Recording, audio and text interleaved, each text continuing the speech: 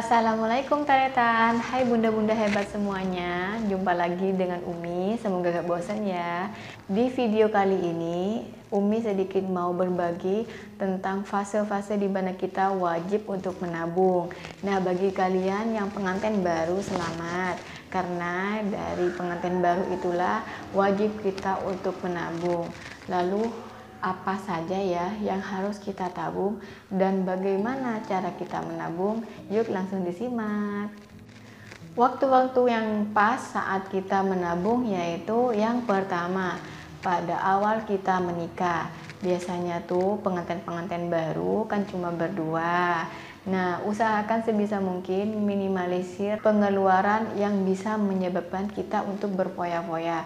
Biasanya tuh pengalaman Umi sendiri nih, kita berdua itu dulu awal nikah suka banget tuh makan di luar, jalan-jalan, dan itu tuh biasanya ngabisin hampir dari setengah gaji yang ada. Jadi ya kalau dipikir sekarang kayaknya agak sedikit boros ya. Dan ya karena mungkin dulu memang berdua dan memang kita itu gak ada proses pacaran, kita hanya pendekatan dan pengenalan saja. Jadi pada awal nikah tuh kita ya gitu ngabisin waktu-waktu kita itu untuk pacaran.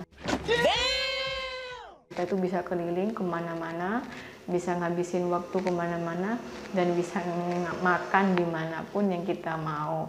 Jadi kalau boleh dibilang sedikit jarang masak ya. Nah, jangan dicontoh ya. Emang apa sih nggak boleh? Karena apa? Karena ya menurut Umi itu tuh sayang banget. Seandainya bisa memutar waktu, mungkin Umi gak bakalan kayak gitu. Tapi ya tetap kita boleh kayak gitu asal ada porsinya. Dan kalau bisa jangan berlebihan ya. Di fase awal kita menikah itu, pikirkan apa tujuan kita dalam mengelola keuangan kita. Misalnya nih, mau sedikit berbagi pengalaman, awal Umi nikah dengan Abi itu, bahkan sebelum nikah pun, proses tunangan pun, kita sudah mencari rumah yang bisa kita tempati saat setelah kita nikah. Bahkan setelah nikah, kita tetap nih mencari rumah.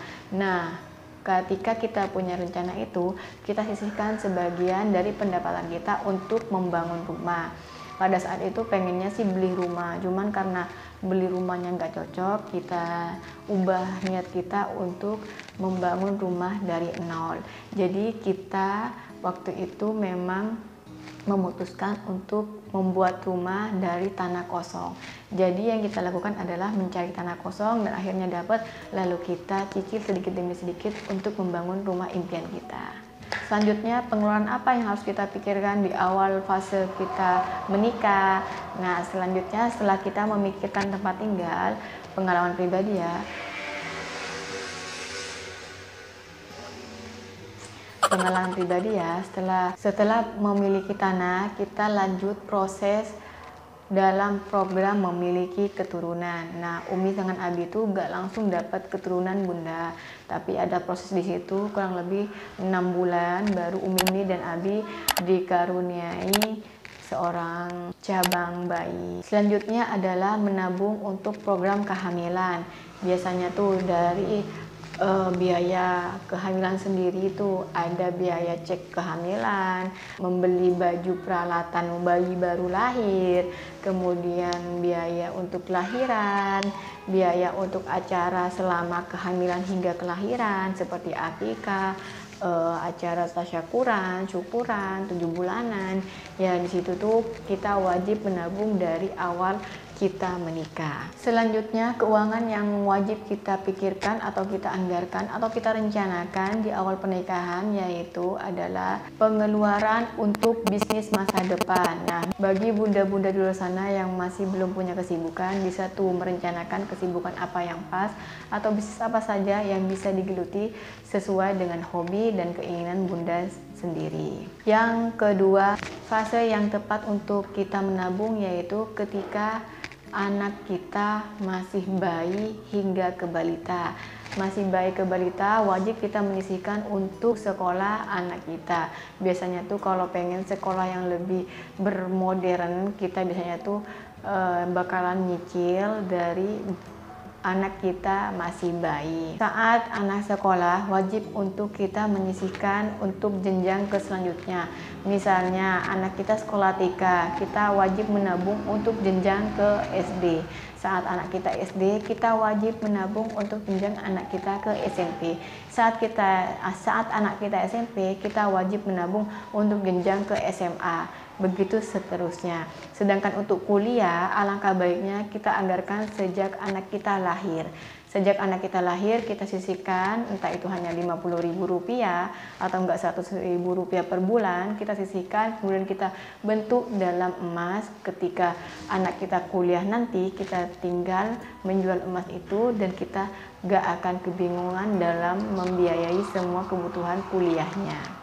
Biasanya tuh di awal kuliah yang sangat membutuhkan biaya banyak adalah biaya gedung dan juga biaya kuliah di awal seperti mencari tempat kos atau enggak bensin PP kita nganter, itu sangat menguras pengeluaran kita. Nah, setelah menganggarkan semuanya, wajib untuk kita jadikan investasi. Biasanya Umi itu investasi dalam bentuk emas, bukan dalam bentuk tanah ya Bunda. Karena emas menurut Umi itu sangat gampang banget untuk kita jual ketika kita benar-benar membutuhkannya. Bahkan saat Umi membangun rumah ini pun kekurangan modal, kekurangan biaya, Umi dengan mudah bisa menjual emas-emas semuanya dan dengan mudah bisa mendapatkan modal tambahan. Untuk tanah biasanya sih nggak masalah, untuk jangka panjang sangat bagus, tapi ada kekurangan dari kita memiliki tanah, yaitu proses penjualan yang sangat susah dan nggak bisa langsung cepat ketika kita membutuhkan. Selanjutnya yaitu mendisiplinkan diri dari awal nikah hingga seterusnya untuk menabung. Jadi gak ada kata lelah untuk menabung ya Bunda. Tabungan kita itu sangat-sangat bermanfaat Bunda, baik itu jangka panjang, jangka pendek maupun nanti di masa tua kita nanti. Jadi alangkah baiknya jangan sampai kita bosan untuk menabung. Sangat banyak trik dan tips cara menabung Bunda. Yang penting yang utama adalah kemauan dan niat kita untuk menabung.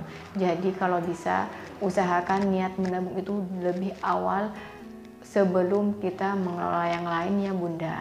Jadi setelah mengetahui semuanya Bunda, gak ada lagi yang namanya kegalauan dalam mengatur keuangan dalam rumah tangga. Nah, bagi kalian yang pengantin baru tadi, selamat ya, kalian sudah punya gambaran untuk mengatur keuangan apa saja yang akan direncanakan dan apa saja yang akan disimpan.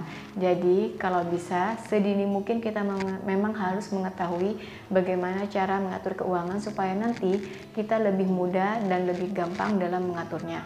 Karena dalam mengatur keuangan dalam rumah tangga itu gak hanya cukup belajar dengan satu kali pengalaman ya.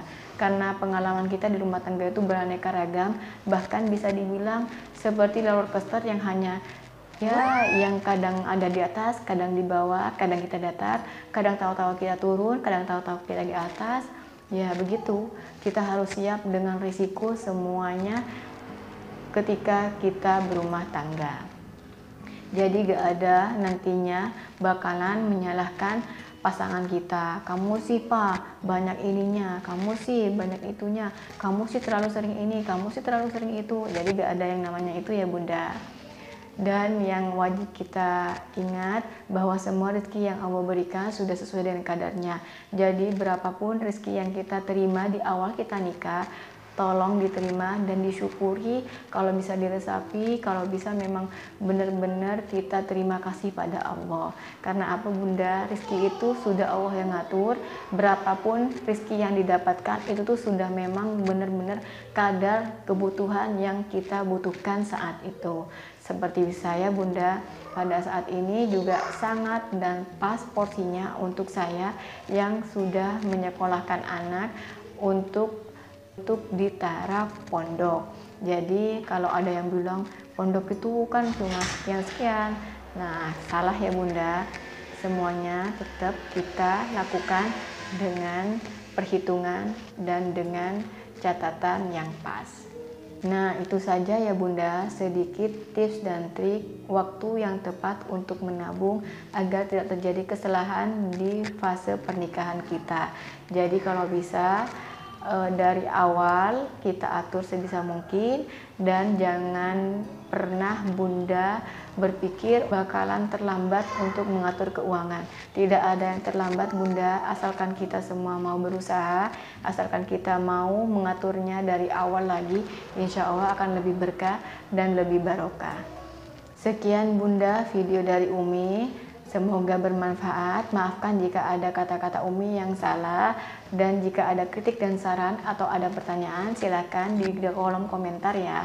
Insya Allah akan Umi jawab, dan insya Allah akan Umi bantu sesuai dengan yang Umi tahu dan sesuai dengan pengalaman Umi. Jadi terima kasih yang sudah nonton, terima kasih yang sudah like, terima kasih yang sudah share, terima kasih yang sudah subscribe, terima kasih yang sudah komen, dan sampai jumpa di video selanjutnya. Wassalamualaikum warahmatullahi wabarakatuh.